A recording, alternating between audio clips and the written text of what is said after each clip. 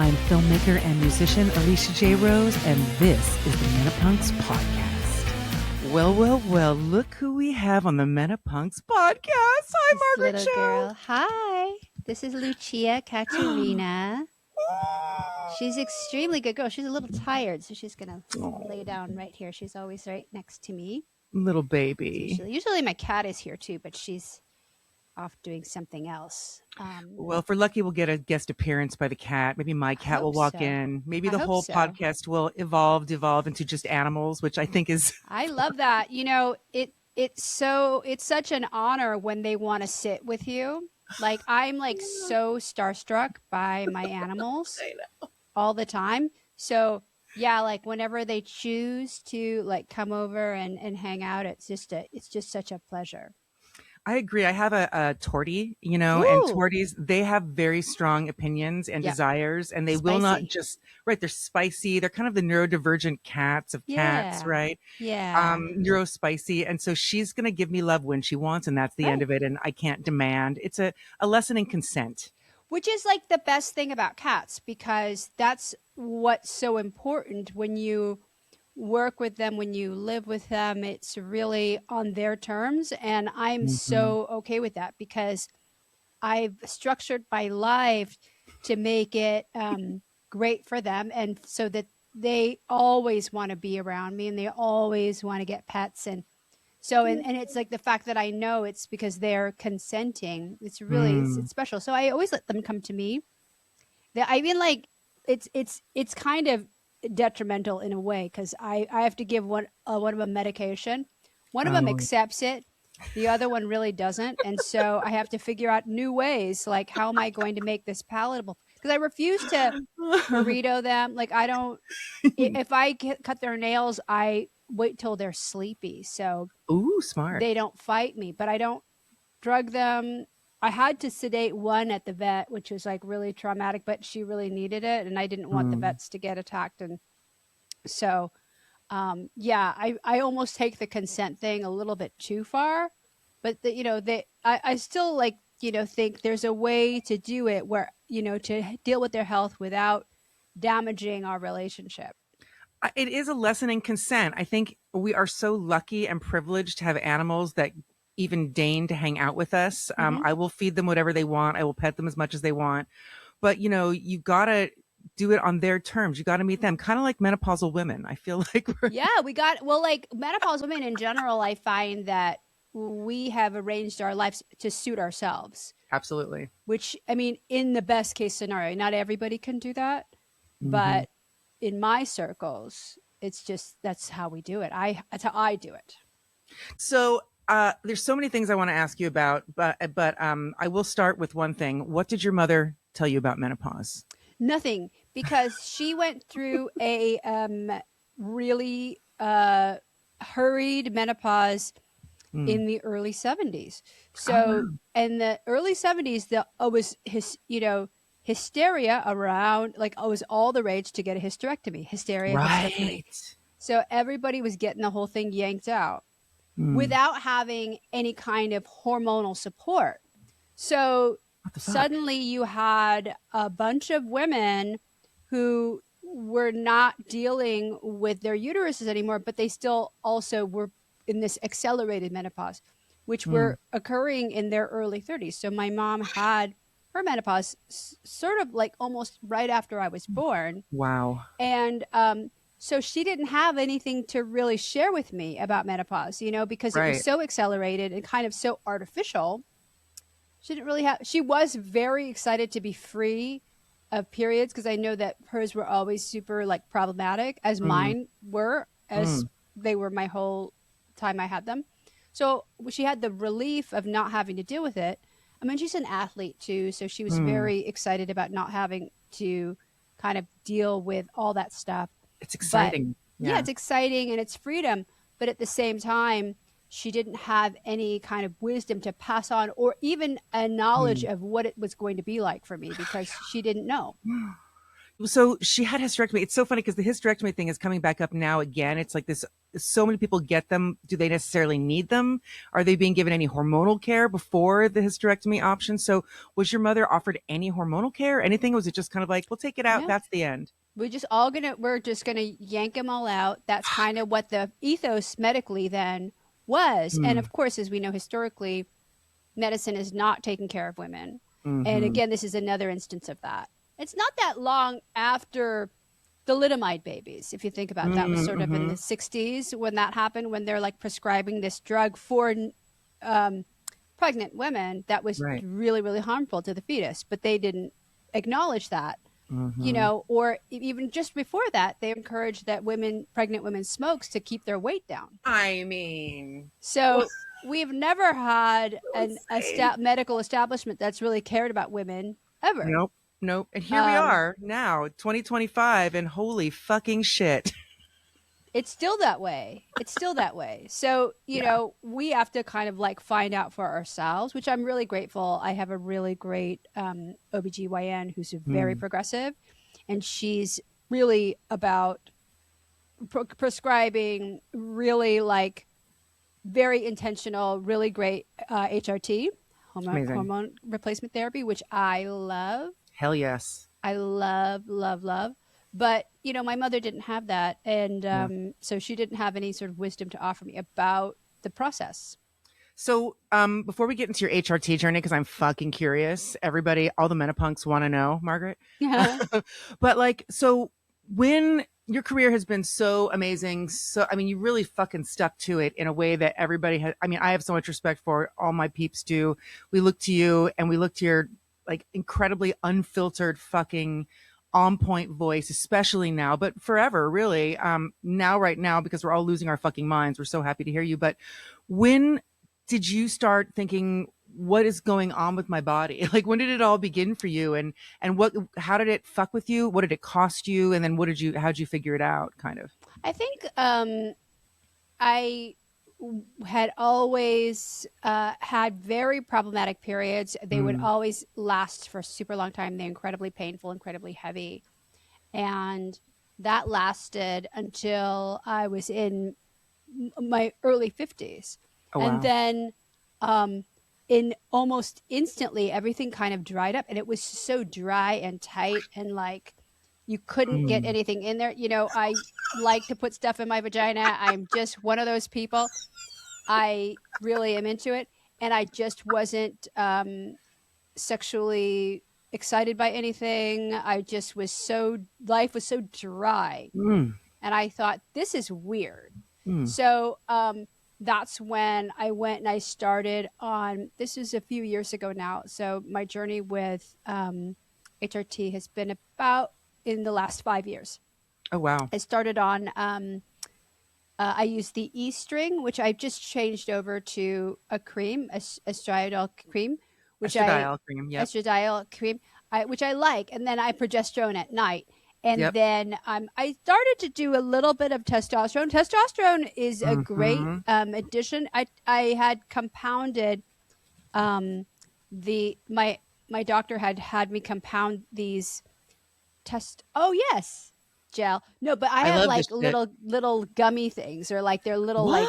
like sublingual. So it's a very light Ooh. kind of dose. Because I also have a lot of Mm. hair loss. So Oh, I don't want interesting. to exacerbate that with too much Mm-hmm. testosterone. So, but the Mm-hmm. testosterone is really helpful. But I have a choice of like, it's not prescribed. I can do it every day. I have a choice of whether I want to kind of, Yeah. you know, imbibe in that kind of thinking or not.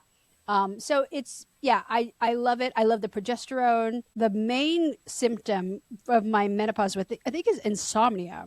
Oh, it's the worst. So Yeah. progesterone is really, really helpful. What about estradiol? Whether it's the patch or the pill, are you taking systemic estradiol at all? That's what I was doing. It was the E string, which is like a loop that's Oh, vaginal. inside, So it's yeah. inside. And I found that the loop was kind of, you know, for me, I would feel it like it would just start to be Ew. kind of irritating after a while. Yeah. Which, you know, it just got sort of in the way with like sex, and it kind of, you know, I just Yeah. didn't want that. Putting So shit I up your was, vagina. You do not want anything to impede the things you're putting in yeah. there. So it's in there. It takes up a lot of space. So it reminds me of an old school diaphragm. If you Oh remember yeah. those Oh yeah. like cups, like big cups. I don't know. I was really grateful for it in the beginning because it did really work. Those things Mm. really, really supercharge whatever, they really fill you back up. So I Mm-hmm. do like that about the E-string, but it's super expensive Mm. because it's not covered by insurance.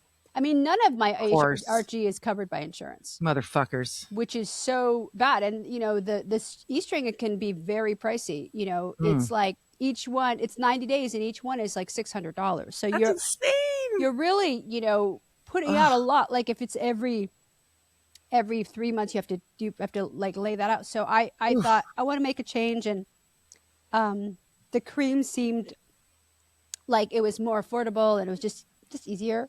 So Yeah. I'm going with that now, which I like to. I love that shit. I have to be honest, a little tip, I put it on my face. It's fucking Hmm. incredible. I have a whole system. Beautiful. I mean, I'm 55. Looking It could great. it could be worse. That shit is amazing. It is fucking gold in a tube. Hmm. I think I felt like there was so much shame around it when I first started kind of going through this phase. I was like, I don't want that. That means I'm old. But then I started using it and I was like, oh my God.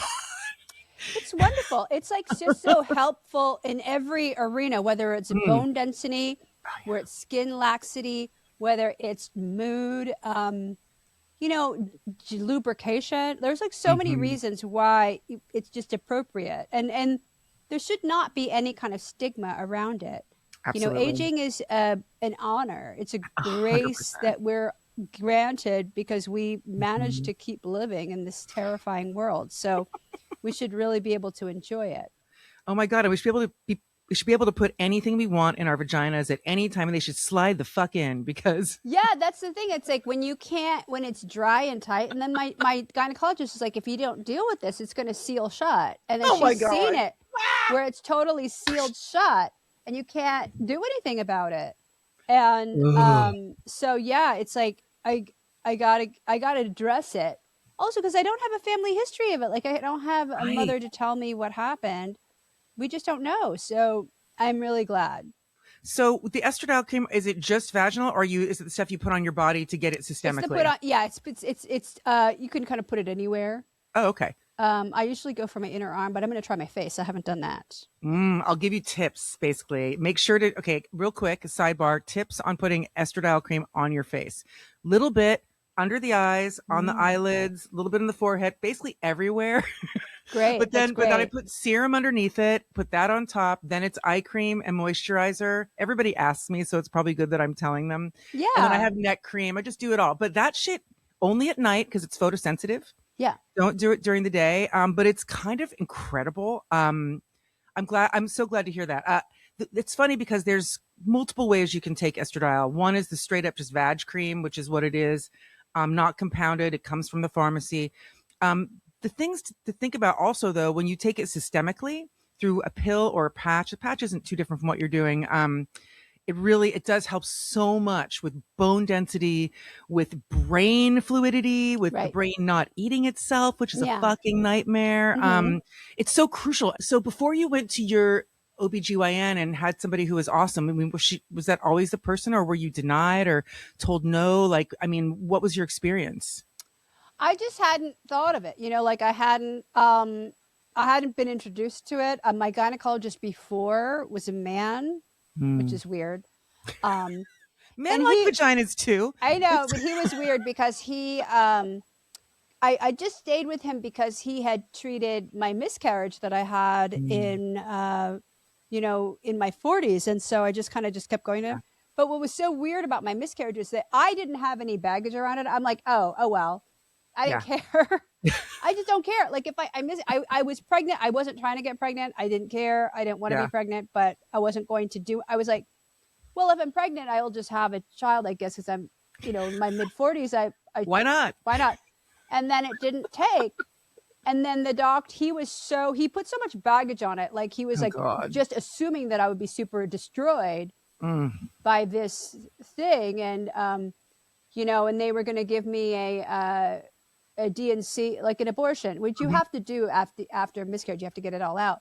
Mm-hmm. but he refused to use the word abortion. He said, I Oh, hate fuck. that word. I don't want to use that word. Mm. But he's technically that's what it is, but I'm not going to use that word. And I thought, I'm not going to this doctor again.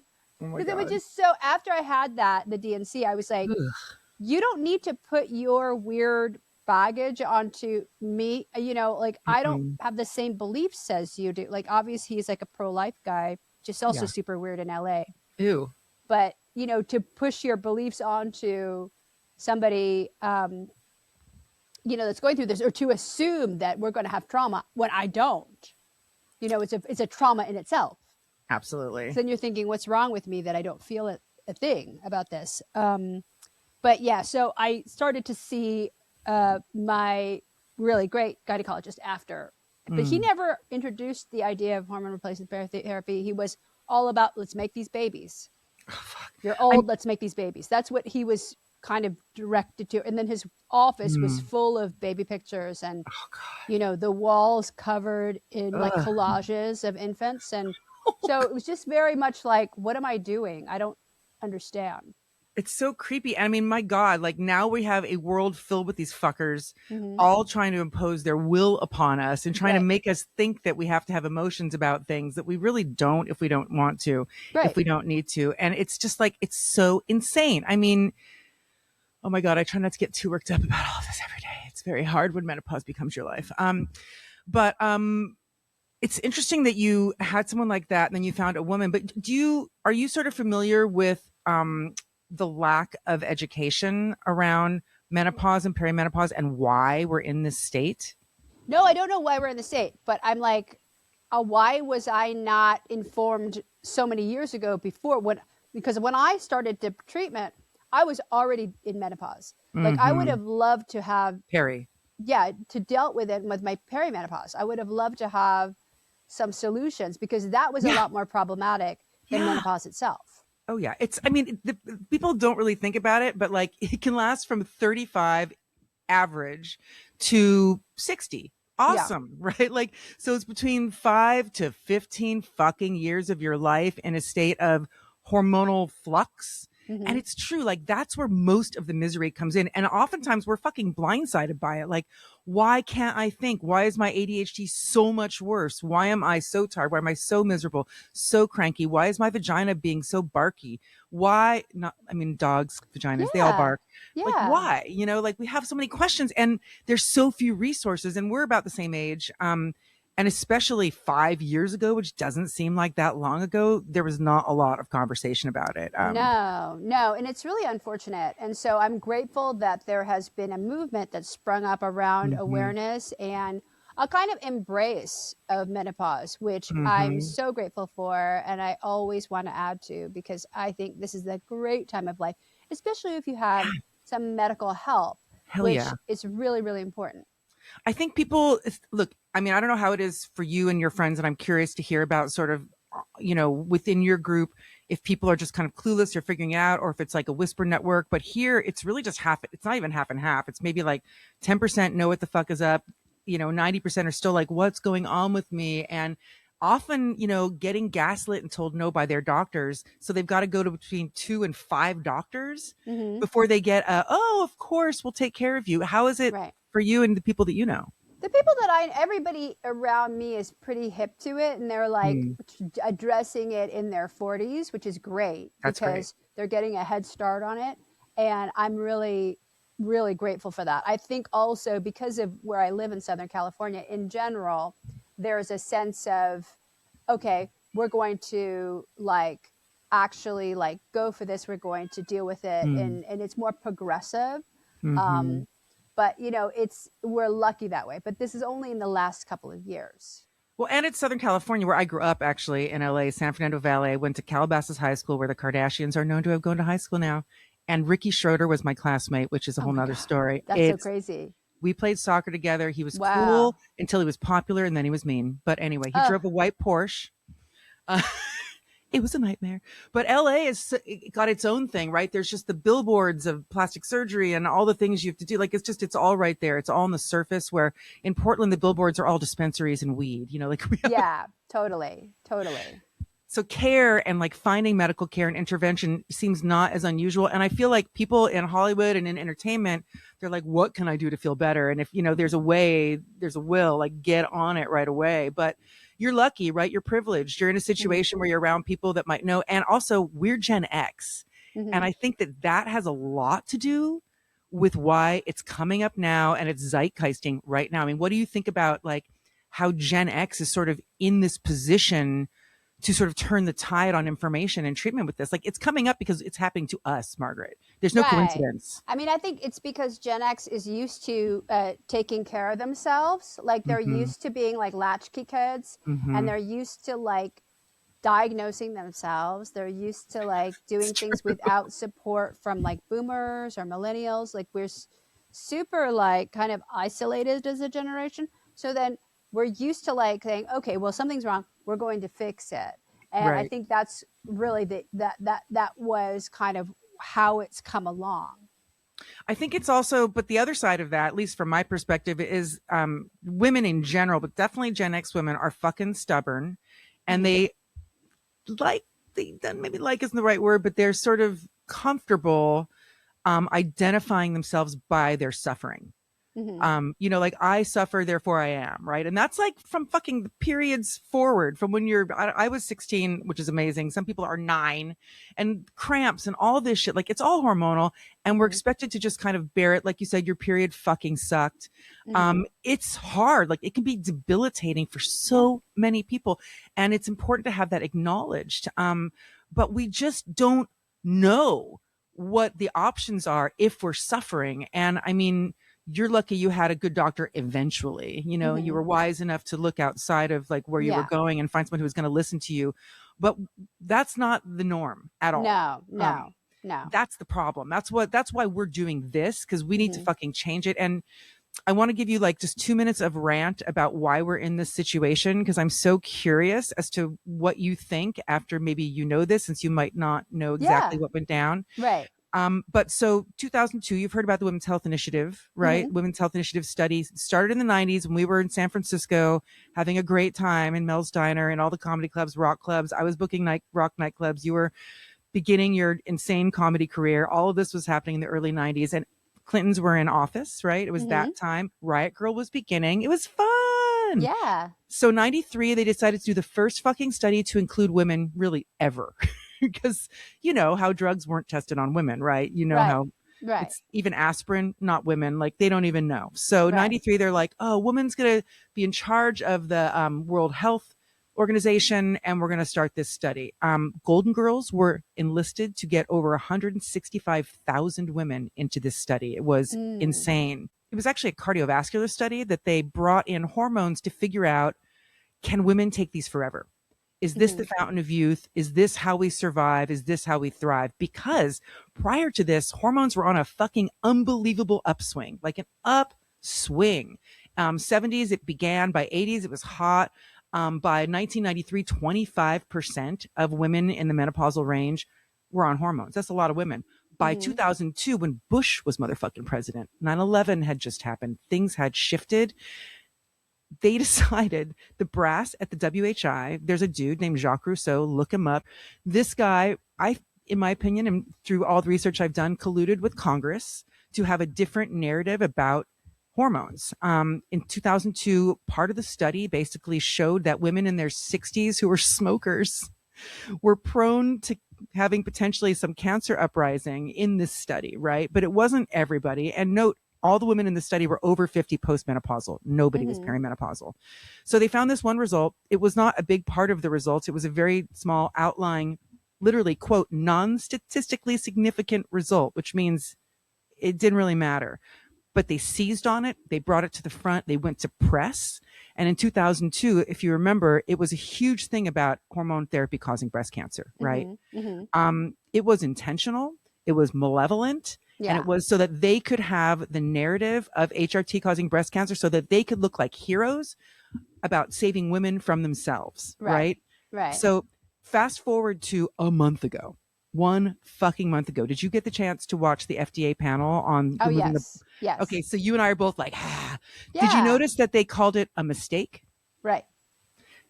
do you realize how extraordinary an understatement that is? It Yeah. wasn't a mistake. It was a crime Yeah. that was committed against all women for the past 23 years. And we are now, Gen motherfucking X, in a position to clean it up as usual, Yeah. of course, the latchkey kids. But what do you, like, how does that make you feel? And like, where are you at with that? So infuriating. I mean, it's so infuriating, but I'm just grateful that we finally got a chance to rectify that, you know, like, and I'm not going to give the credit to RFK Jr. It's not. Oh, no, he's making it This worse. is not a victory for RFK Jr. or Dr. Oz. This is not a victory of this administration at all. This is just something that needed to come out and needed to happen.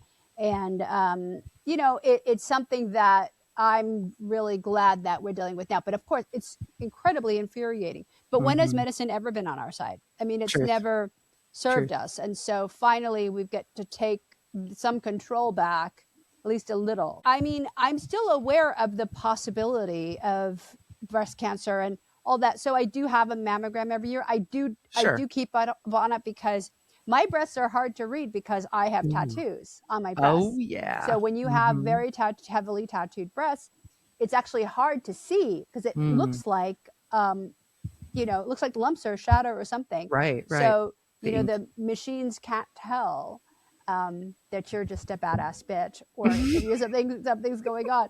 So it's a very, you know, it's a small price to pay for just the mental freedom that I have around that, you know, and we should be getting them anyway. Mammograms are important. Right. And they're telling us not to get them. It's just crazy. So like you can get them less. And I'm like, no. Let's get them more. Let's like do self-care. Most of them are covered. Man, it's so frustrating. So I'm so glad you watched the FDA panel. I have some questions. I love to talk about this. So first of all, I'm having all these people contact me questioning the results of taking the black box warning off and everything they talked about because it was RFK, because it's Dr. Oz, because these motherfucking fuckers are putting their faces on it. But here's what I noticed when I watched it. Who's in the front row? Usha Vance, fucking Cheryl Hines. You know, Melania's eyes were there through one of her gaze or something. Like somebody was there watching for Melania.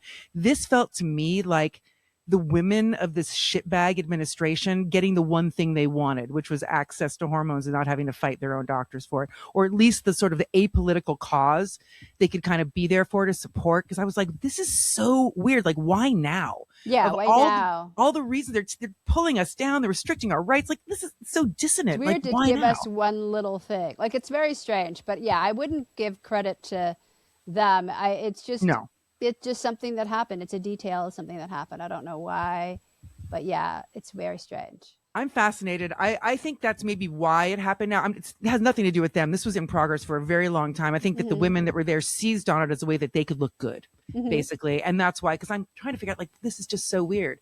But I mean, okay, for us, like, you know, part of what we're doing is trying to really let people know that this was not just an accident. This was not just a misinterpretation of science. The science hasn't gotten better now. The drugs haven't gotten better. Estradiol and progesterone have existed since the 60s. They could have used them in the WHI. They didn't. They chose to use horse urine and synthetic progesterone. They didn't. So it was a weird study in that zone as well. But like, it wasn't a mistake. It was actually like a malevolent thing. And so like, I'm really curious about what we lost, because think about that. 23 years of women suffering, dying, not even knowing why they're dying or why they're having fucking fibromyalgia or whatever the hell is going on, heart palpitations, all these things. They were restricted from care. So so by 2002, I'm looping back around, 40% of women were on hormones, which is insane. That's a lot of women. How many percentage wise do you think we're at now? From 2002 to now? Oh gosh, I don't even know. Probably maybe 20%, if that. Under 5. Wow. That's really sad. That's really not sad. It's super sad. Think about this though. 95% of women are fucking bummed. Yeah. They are raw dogging the shit out of this, and it's not fair. It's not fair. 95%. This is what we're fighting against, right? Like this is, and so now we have like, amazingly, like, I'm fucking stoked about this FDA thing. I know it's RFK, all these shit, like you said, it was going to happen. They just happened to get lucky in some ways of like one thing they could drop in the bucket that was going to make us less miserable. But like, we have a lot of work to do as Gen X. I feel like going through pop culture, just like they use the Golden Girls to enlist women into this study, is the way that we change it in a massive way to get those numbers back up. Because imagine Right. like if that 40%, Margaret, in like 2002, if this hadn't happened, if we were now, what if we were like at 80. 80%? It would be so incredible. What would politics look like? What would I mean, can we'd you just be so imagine? much better off. And we just feel better. It would be great. Can you imagine? Like, what would just think about like your ultimate administration? Who'd be running Yeah. shit? Gosh. Jasmine Crockett, Kamala Harris, Hillary Clinton. I'm with her. I'm still with her. I love her. I know.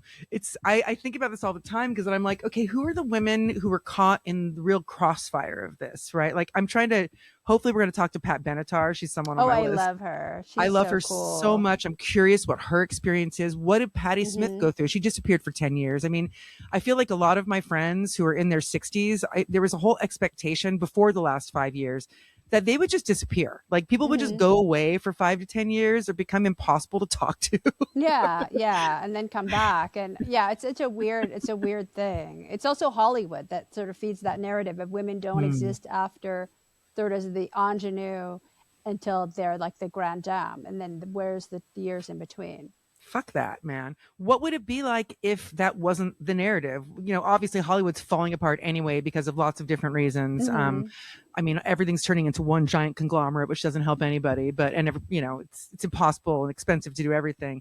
But what would it be like in your mind, in your vision, if people with ovaries, women, non-binary, trans men, anybody who potentially could benefit, if they have, but really like right now, if it was just like boom, the way men get them, for example, at the gym, or there's 10 kinds of testosterone, most of which probably don't smell as bad as the stuff that I put on my body, right? Like if we had access like that and we were able to fucking rocket back into the numbers for real, what would the world look like? I mean, we would just have a society that would be worth living in. I mean, we wouldn't be in this abusive relationship with Donald Trump and MAGA, which is I always picture America as being a beautiful, strong woman who is locked in a coercive, controlling relationship with the worst possible abuser.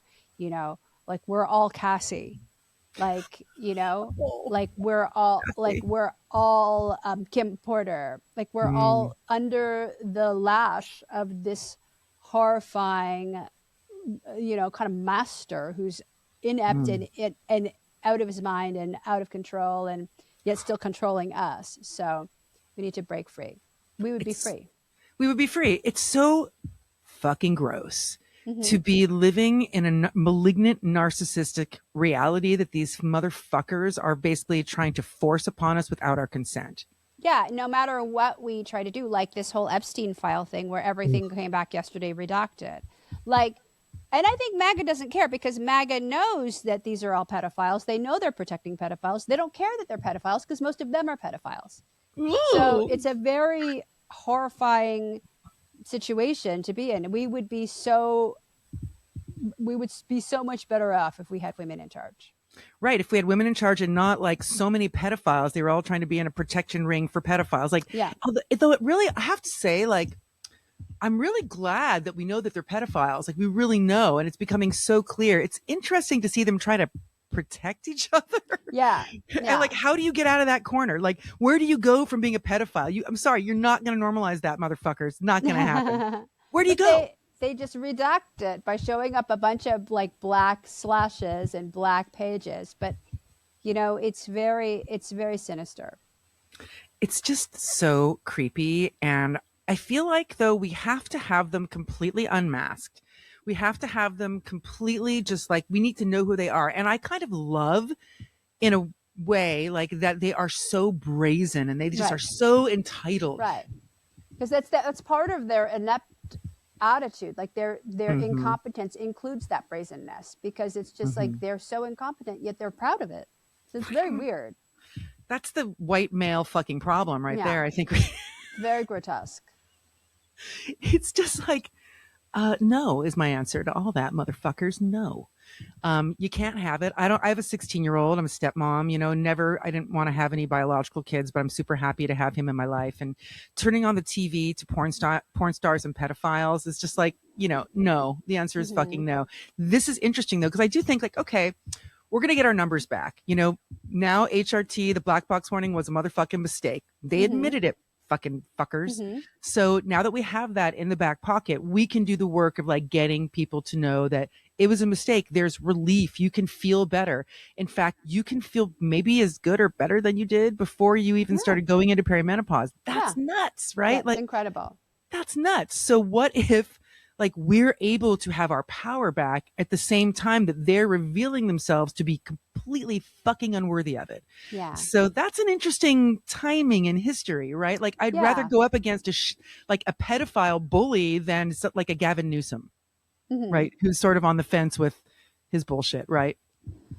Well, I like Gavin because Gavin is also an egomaniac and also a narcissist and also unhinged, but he's unhinged in service to a lot of things that I believe in. So Agreed. I think that's like it's good to have. He's almost like Trump for Democrats, which I think is kind of what we need in a lot of the ways. Era. Yeah. Yeah. So I'm not opposed to somebody that can really bully a bully. I agree, but I feel like he gets so wishy-washy on trans rights and people like trans people in sports. Like there's just like some cracks in the armor. So I just don't know how much to believe him. I don't live in California. I don't see him doing all the good stuff all the time. I go through phases of thinking he's awesome and feeling very dubious about him. So I still feel like he has a lot to prove. Sure. Everybody does though, Everybody does. It's a sort of like, where things are going to make sense is what's going to happen in the next horrifying 3 years. Who knows? Hopefully it'll just be 1 year. Hopefully we can just wait, like sort of hang on until the midterms where everything may change. And then we may be in a better place and we won't necessarily need a bully to do the job. But, for look like the long game right now, it looks like he might be the only person that is up for it, but we'll have to see. I don't know, Jasmine Crockett, man. That's where I go with it. I fucking love her. She gives me so much life. She is a great politician and just a really fun person to have in the public eye, in the media sphere. So I've always enjoyed her ever since Bleach Blonde, Bad Built Butch Body is the best. It's when she kind of got put on the map for me. So I've always really enjoyed her. I mean, I think she wrote that herself, Margaret. It's impressive. It's brilliant. It's alliterative. It's lyrical. It's poetry. And now you've got fucking MTG. What is like that whole nightmare of? I love seeing it crack from the inside, seeing MAGA crack from the inside, because that seems like the beginning of that whole thing. But like, don't be fooled by that, right? She's still just a total evil troll. She's still like, as soon as she's like, one of her last things is she's trying to criminalize people helping trans kids. Like, what are you trying to do? Like, you're obviously like not winning anywhere, and yet you do the thing that you're trying to appeal to the left, but the worst thing you could possibly do. So I don't know. Why do you think the attack on trans folks and trans kids is like so at the forefront of what they're doing? It's just a distraction. It's another distraction. It's another way to take something that, like they love to use the term common sense. Well, it's common sense not to allow boys in the girls' changing room. Yes, of course, but that's not what we're talking about. We're talking about bodily autonomy for trans people. We're talking about people who feel like they're different, to treat them differently as they wish to be treated, and so the right is making up all these fantasy scenarios, like Dr. Oz talking about phalloplasties at school, like, which I mean, like, that's never happened. They've never done anything at school, like this fantasy that Republicans have about kids having a sex change at school because it's like somehow trendy. And that's not real. But for the uneducated, which he loves the uneducated, it's somehow alarming. And, we want our boys to be boys and girls to be girls. And that's this weird, completely fictionalized life that they have where kids are using litter boxes in their toilets. And then I'm like, why are you thinking so much about kids in the toilet anyway? Like there's something filthy about it already. So it's just Ew. it's just icky. It's like the icky place that they want to like be in. Well, and they're so obsessed with the other, right? They're always trying to other everybody. I feel like it was the Right. LGBTQIA community for so long, but now, thank God, marriage equality has happened. They seem to not be attacking that like they were before for now. But, gender affirming care seems to be under attack in a huge way. Do you think gender affirming care is for everybody? It's for everybody. I mean, I use gender affirming care with my hormone replacement therapy. I'm actually stockpiling it so that in case it becomes, which it already has been criminalized for so many people, in case it really becomes that, like I'm definitely giving away, things that I have to people who need it. Same. Because I don't want them to have to compromise their lives because of our shitty government. So, hormone replacement therapy is for everyone, regardless of why you need it. You may need it because you're aging. You might need it because you're not in the right body that you want to be in. I mean, it's up to you, Yeah. Technology has assisted us in this great thing of like being able to make choices about what we want our bodies to be. And I love the idea of taking it out of like hormone replacement therapy because that really feels more gendered in a way, to hormonal optimization.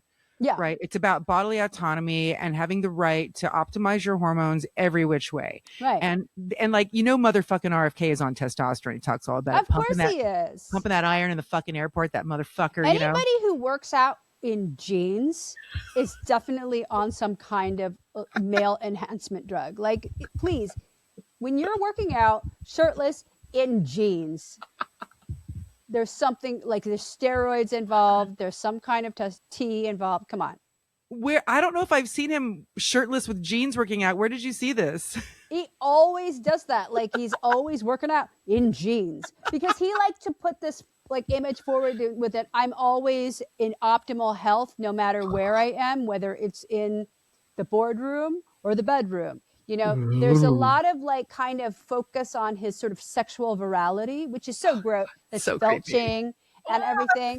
But part of it, yes, like bear eating and worm in his brain. But there's just something about it that there's a sexualized focus on him that has him, many shots of working out in jeans. Well, I it's so gross. I mean, it's so hypocritical, which of course is the whole like vibe of this administration is full hypocrisy. But the hypocrisy on gender affirming care is so fascinating because I mean, they're like, they keep just going at it. Yet, like, how do you take rights away from one group without it filtering down to everybody, right? Like that's... Well, it is for everybody. It is like, trying to criminalize not only the experience of being trans, but now also filtering out to people that are providing care. So it's just like now, anybody who helps them is criminalized. Just in the same way, anybody who helps people to provide, like find abortion providers, it's criminalized. People who are helping, you go to another state to have an abortion, the travel like assistance is criminalized. So the same kind of thing, filtering down the criminalization. It's so fascinating. And it's so fucking ridiculous that so many hormones aren't covered by insurance. That's a huge problem. That's a huge problem. Access. I mean, that's just straight up access. Like if we're going to hormonally optimize Gen X, Margaret, which we need to do to win midterms next year, Yes. well, like to really take over, which is obviously what we need to be doing. Yeah. We have to hormonally optimize our generation. Then everybody else will want it. Right. Yeah. Yeah, because I mean, it's a luxury. It's a privilege to be able to have that. What's also cool is like telemedicine has made it a lot more accessible. Sort of the age of, being able to kind of get anything you need online is really powerful, especially when it comes to HRT. So but that's expensive. So many women are caught in the middle. I had a conversation with a good friend and she's just so lovely and she's so suffering. Her hair is falling out. She's just like one of my favorite humans. And she was trying to get care from her doctor, was putting her through the ringer because she's in perimenopause. And are you there? And your labs say this, but you feel like this, you can't have it. And she's like, but I need it. And she's, she could call telehealth, but she can't afford it. And so she's a white person with privilege, but still like her doctor won't help her. She Right. can't get a different doctor because of her insurance in this moment. And she's dealing with other health things and she can't afford MIDI and she's got privilege, right? So I love telehealth too. And it's great for those who can access it and afford it, but it's a stopgap. We need Yeah, better care than even that. We need we do. to have fucking immediate, fair, free motherfucking access to all this shit for everybody without marginalizing it for political gain. Right. I agree. You know, motherfuckers, I just get very worked up, as you can That's see. all right. No, it's deserving of that. Question for you. So I'm thinking about your periods and like the fucking shittiness you felt when going through all of that in perimenopause and before. Do you feel like, you know, creatively, do you feel that your creative process, your creativity was affected by what you had to deal with whether it was these hard periods or perimenopause or menopause, like your productivity? Like, how did you get through it? Could you have done more or less? Like, I'm just curious. I'm definitely, I feel really creatively rich and flowing now, more so than ever in my life. Also, just because wow. I think when I was still menstruating, I think that also was a sense of needing to censor myself. With my pre-menopausal life, I was much more cautious because I just didn't want to make a mistake. You know, that I was much more conscious of that. Now I'm sort of really like not like that, you know, and I don't really care about judgment, which I think is a wonderful benefit of being in menopause. You really lose your caring, you lose all the fucks that you were going to give. Do you have any fucks left, Margaret I Cho? don't think I have any fucks left. No, it's a great feeling. Having no fucks, like what's different about being in the no fuck zone for you now? Like specifically, like can you give me a few benefits that you'd be like Well, that you you could live for yourself. Like you live, you know, and I'm single and I really love my single life and I don't plan on being partnered ever. And I, you know, really enjoy my space and my animals and the choices that I get to make as a single person. You know, that's a really wonderful thing because I've been partnered my whole life. So to not have to kind of need that, and that I think before menopause, I really needed the comfort of another person or the idea of another person existing for me. But now I really don't, which is really powerful. So, yeah, I think that's the biggest benefit. just being able to feel comfortable in your own skin, you know, The and best. powerful. I Yeah. know I love that, right? Like the zero fucks is like, I don't know if people really understand the power. No, it's so awesome. You know, this time of life is really like, I mean, especially if you can get your hormones in check, that's the Yeah. tough part, right? Like Well, so once we many, figure that out, you know, we have so much to gain from that. and so many people are struggling, which is the part that just breaks my heart. And I Yeah. do not want them to struggle. Like I want them to feel as good as we do, Margaret. Yeah. Yeah. You know, like how do we do it, right? How do we change Well, it's this? stuff like this. It's like talking about it, you know, being very vocal about it. You know, we have social media now to express all these things, these ideas. There's a growing population of people who are getting very engaged in this. So I think it's really good. What do you see in comedy and in music? Like, how do you see this evolution of sort of outspokenness? Like, what are you seeing that's blowing your mind right now? Who's blowing your mind? And what are you like, yes, that, like, what's coming to you? What are you excited about? Well, I love Halle Berry's Joy Spin. It's her dildo that's like a light up dildo. That's a red light I've been dildo. It's seeing great. this. What? It's so What? fabulous. It Wait, back up, back up. I need to know more about this. I don't know anything about this. So I know Halle Berry, with she's shilling a lot of things. This I haven't seen. What she's is done it? like this great stuff of she's pivoted into kind of like a menopause doula. So that's kind of her identity at the moment, which is fabulous because she's been, you know, this beautiful movie star and sex symbol for, you know, so many of us and for such a long time. And now she is really championing women's health and menopause. And so she has a branded dildo that is like also like one end of it is red light therapy. So that's another Oh my kind of God. hot new sort of modality health Yeah. wise that people are getting into. And it lights up. So you use it and it's like it lights up and it spins. So that's why they call it the joy spin. So it spins in there. What? And so it lights your pussy up like you're telling it a scary story. You know, like the pussy. the pussy was coming from inside the house. Like Ooh. like it's a very like scary thing, but it's great. It's a great thing. But she sort of has positioned herself. She's also gotten some fights with Gavin Newsom also about this. Mm-hmm. She doesn't agree with him on stuff. But yeah, I think she's great. I think like, you know, I would love to see Angelina Jolie talk about Mm-hmm. menopause in a way that is meaningful and true to her, because she's sort of such a generational Mm-hmm. icon, you know, for our times. Yeah. And so, yeah, it's that sort of the rise of different celebrities who are engaging in this kind of talk and menopause excitement. You know, obviously that's what we're doing. Like we're Mm-hmm. talking to people to get that conversation going, but I would love like to hear what Natasha Lyonne has to say. I love her, yeah. I want to, and I haven't really heard her talk about that. I want to Yeah. hear Phoebe Robinson. What the fuck is going on with Phoebe, right? In terms of her Yeah. perimenopause, she talks about a lot, but I haven't heard her talk about that. Yeah. There's so many people, but it's so exciting. Like we just talked to Nico Case. We have I Corn love her. Tucker. Just, I mean, the coolest people.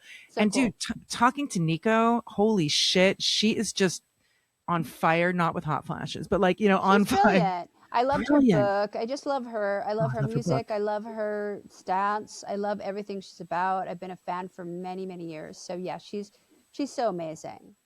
I feel like Gen X, at least from all the conversations I'm having, the one thing that seems to be consistent in general is that we don't really trust doctors. Mm-hmm. You know, maybe eventually we learn to trust them, but we don't really trust doctors. We definitely don't trust most celebrities because Mm-hmm. we don't like being sold to, right? Like generally it's hard for Right. like we just for like dubious when someone's trying to tell us something Yeah, of and course. own something, right?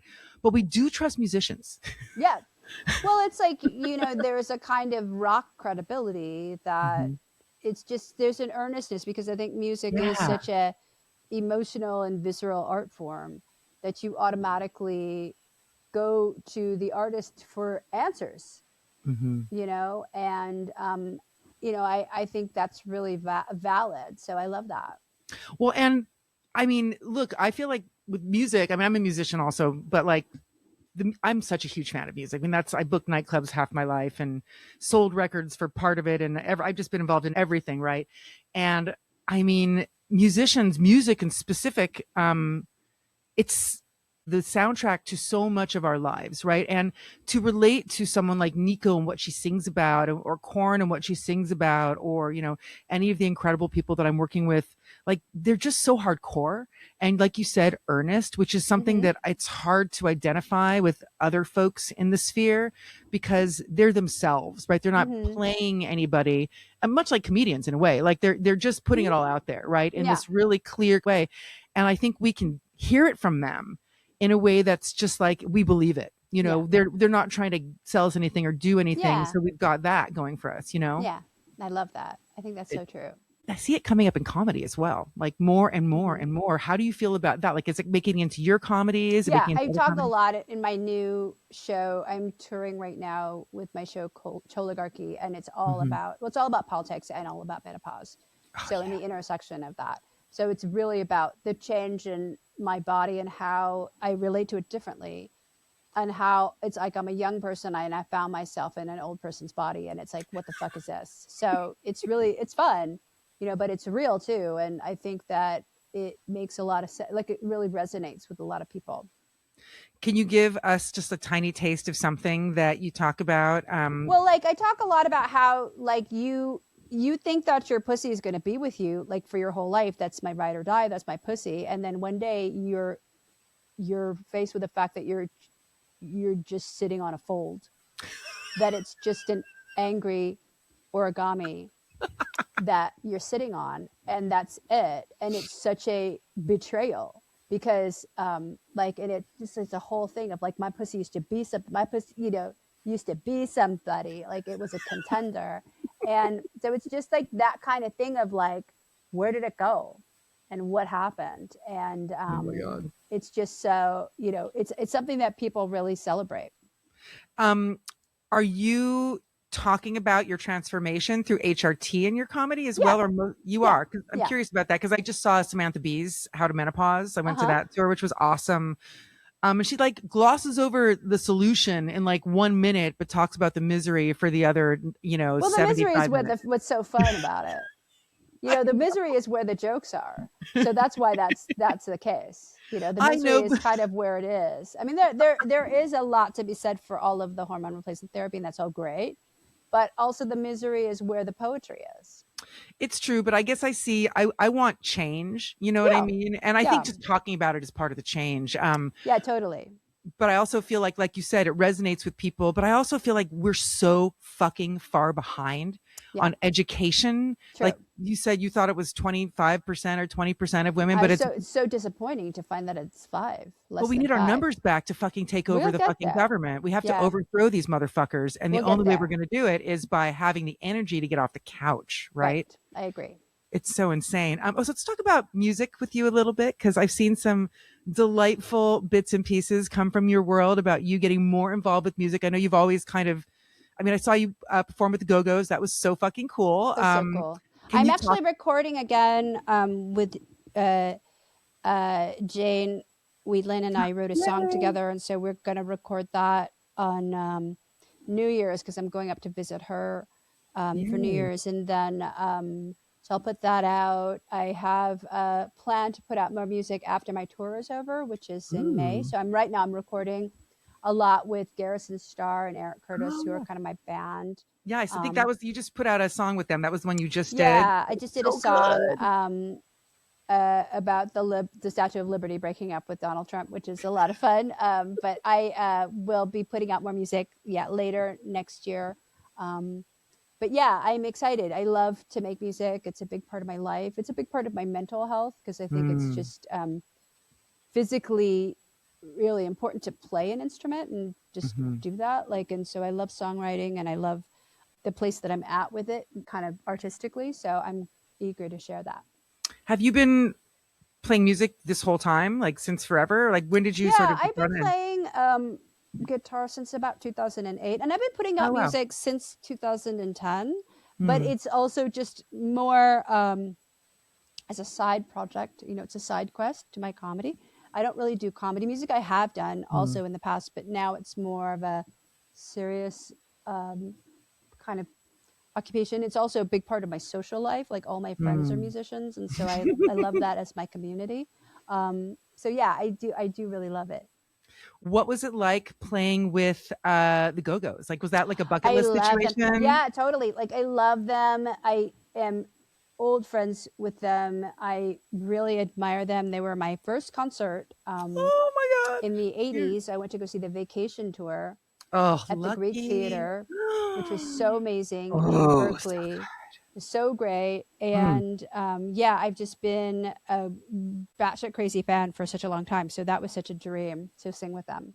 They're on my list. I would love to talk to Jane Weedland for this, Hmm. or whoever wants to talk about menopause. I think Hmm. people would love to hear from them. Yeah. I would love to hear from her or whichever Charlotte, any of them who are willing to talk about Yeah, it. they're Because like so fun. they're They so I'm sure they'd fun. love it. Yeah, they're hilarious. They're so fun. And also like we have to fucking like circle the wagons, as it were, and like I bring all the agree. icons, all the Gen X fucking icons, people who have something to say, people who were the ones that made us, Yeah, right? Like the ones I agree. that we were like, without the Go-Go's, I don't know who I would be. Without They're Blondie and Deborah so Harry, they're so formative. Like they're so seminal. Like it's just yeah, they're the best. Debbie Harry also. Yeah, she's incredible. when did you like when you were a kid, so just a couple years apart, but when you were a teenager in the 80s, like what were the bands? I mean, was it them or were there others that kind of made you think, oh, I can do this? I like Oh, what the gave you your Go-Go's were fire? it. The Bangles for sure because Oh, I the love Bangles. 60s music. Hell So yeah. the Bangles really, I mean, their musicianship, their Mm, incredible artistry for songwriting, they're just a phenomenal band. Far more than anybody really gave them any credit for it. absolutely. They're so close to I don't know, something like the Zombies. Like their legacy is more akin to that than kind of a teeny bop confection. Like they're a Yeah. serious like Buffalo Springfield. Like they're just like a serious like rock and roll like 60s style band, and Right. they yeah, they're truly phenomenal. So I think yeah, the Bangles are it, but then the Go-Go's with their punk spirit, Mm, their incredible songwriting, just their vibe. I I love really them. cling to all of that legacy. They're so incredible. So moving it to now, what bands are you like, fuck, yes, the kids are all right, or even the millennials? I love Caroline Kingsbury. She is Mm, phenomenal. She's really I mean, there's so many great bands. Like the girls are fronting, like Beach Bunny, like Pom Pom Squad, like Soccer Mommy. Mannequin Pussy, have you heard them? Yeah, they're Love them. incredible. Wet Leg. Wet Leg, yeah. You Lambrini know, Girls, have you heard them? oh, I haven't heard them. Oh my fucking God, Mark, you're gonna That's lose your mind. cool. Dude, they are punk as fuck young, not millennials. I think they're probably Gen Mhm. Z. But at their shows, they will stop the whole show to talk about sexual assault for 7 minutes. And then the lead singer controls the crowd and makes them mosh and make a human pyramid on the floor in That's front of them. great. That's power. That's so great. I love that. Yeah, that's Political. very Kathleen Hanna to me. You know, Yes. she's also very influential as well. Yeah, there's just I mean, there's just so many great like young female fronted bands that I'm really into. Female and queer Mhm. trans performers like No So, they're just Mm. phenomenal. So yeah, there's tons of people. I know. I feel like everybody kind of gets caught in this, like, it's Gen X, it's, you're kind of in this moment of who's going to help, how are we going to get out of this nightmare that we're in. But then we look at Gen Z and sort of folks that are younger, and their attitude is just like so not on the binary, right? Like, Yeah. kids give no shits about the fucking binary. They are like, Hmm. in a way, some of them are just like pan from birth, right? Like, they're just not Yeah, thinking about that. Like, we were it's very so, cool. right, we're so homogenized in the way we were brought up by boomers, right? We can't forget that. They were Hmm. so in a box of the 50s, really, Hmm. right? Like, of trying to be restrained, having a pink fucking oven, getting back into the kitchen after being put to work during the 40s. And well, they were kids in the 40s, but there was just a different thing being a teenager in the Hmm. 50s, right? Well, it To didn't now. exist. Yeah, it didn't really exist in the same way. So it's just very Totally. different. But yeah, I learn a lot from the Gen Zs and Gen Alphas. Gen Alphas. Yeah, yeah. They have a lot to teach us. I love it. What do you think they can teach us? Like, what New about where they're at? perspectives, new ways of looking at gender, at relationships, at heterosexuality and homosexuality. It's like Mm-hmm. they're redefining it. So I'm grateful to listen and learn as well. Mm-hmm. So I know that you have a lot of strong relationships with your gay besties, as do Mhm. I. I made a whole show about it called The Benefits of Gusbandry, which is about my relationship with my best friend who happens to be an amazing gay lawyer. And everybody thought we were married when we traveled in Thailand for what looked like our honeymoon, but it was our gunnymoon. Oh, But I really feel like, you know, maybe some women aren't clued in into like opening their friend circles to folks who are really going to enrich their lives, where you can enrich their lives too. But like, relationships with gay men and women, I think there's like a real intrinsic power and support. But like, that relationship with him, with Lake, my husband, is what's got me through probably the worst parts of my life. But this relationship, my whole life, has been, I mean, honestly, in some ways, like the most foundational, the most powerful, the most supportive. Like, we're the ones pep talking each other, and there's no expectation from that. hmm. What are your feelings about that? I don't know. Like it's just been my whole life. Like I've Mm, always had relationships with gay people. And I mean, I'm queer myself, so it's yeah. just my people. So it's like my community and my life. But they're very important. Those ties are really deep, and it goes beyond um, sort of being a hag. It's not just that, No. there is that, and I have a lot of friendships that are on the surface level. I hag a lot of different people. Like I love that, but the closeness that I have with um, certain queer people, it even goes beyond like marriage. It goes beyond, it's like a Mm, soul connection mm, that is super deep, that it's yeah, I feel like there's an intimacy that transcends the definition, hmm. and it's really powerful. It really is like, that intimacy, the spooning, Hmm. the like, the love. There's no pressure, right? There's no Yeah, pressure of expectation. There's no pressure of fucking. it sort of goes beyond the body. It's like you can't Yeah. possibly do it because it's like you're not aligning as like physical bodies, you're aligning like spiritual beings, which for spiritual beings to fuck, it's like, oh, then you're just making lightning and thunder. It's like we're different. Yes. We're on a different plane. Well, thank you so much for hanging out with me, Margaret. You're of course, the best. thank you. Thank you. You have such an incredible, powerful voice of our generation. Wonderful. Yeah, let's talk. We'll discuss. We will. And, your opinions are going to help a lot of people and your point of view. And just, thank you for being awesome. And thank you for loving your animals and for being so fucking open and honest and helping us get through every day. It's the best. Thank you. Thank you so much. All right, Margaret, have a good one. Thank you. You too.